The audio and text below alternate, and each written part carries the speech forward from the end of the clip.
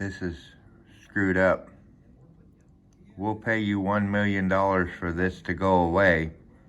We'll keep our deputy because we want the citizens to be beat up sometimes. They need it.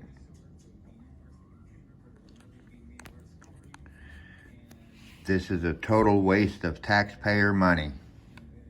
We have new details on a developing story that Team 10 broke on Twitter. The county has agreed to pay the family of a man with Down syndrome $1 million.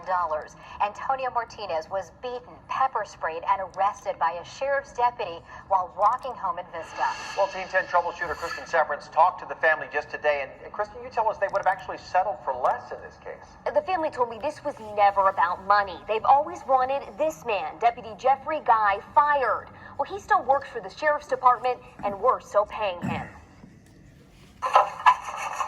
Antonio Martinez's family says once Tony starts a job, he won't stop until the entire thing is done.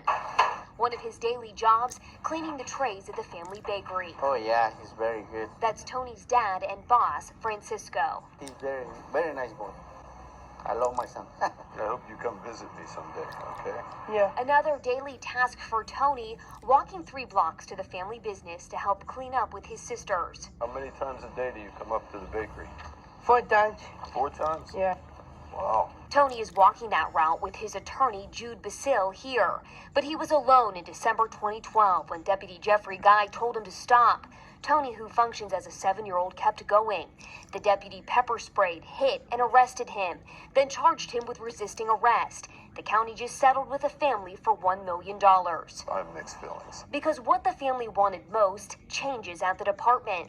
They would have settled more than a year ago if the department apologized, handed over their policy on dealing with the developmentally disabled, and had Deputy Guy volunteer with the Special Olympics. They absolutely refused to do those things.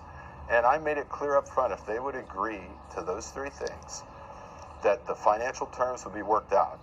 And frankly, it would have worked out for a couple $100,000 at best. Instead, they offered $1 million of taxpayer money. And Guy, he still works there. This would be private industry, where an employee violates state law, violates federal law, violates company standards, and then injures a vulnerable person and costs the company $1 million. What would happen in private industry?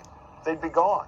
They'd be fired. Just how much money are we paying to employ Deputy Jeffrey Guy, a deputy who pepper sprayed a man with Down syndrome during his probationary period with the department?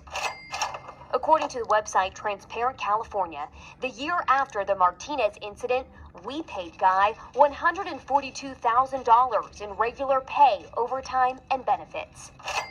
There's the $1 million settlement. And then the experts hired by the defense, a police procedures expert, psychologist, then a second, unrelated case filed against the county and that same deputy over use of force and wrongful arrest. You want to talk about government waste? Refusing to change, refusing to do what's right, and costing taxpayers millions. I reached out to the sheriff's department, still no response. Now, another stipulation of this settlement, the family and attorney get to meet one-on-one with Sheriff Bill Gore. I'm Team 10 troubleshooter Kristen Severance. Kristen, thank you. And Team 10 is always working to get results. If you have a story you'd like us to check out, email us at team10@10news.com. Yep. Private industry. Jesus Christ. When is it going to stop?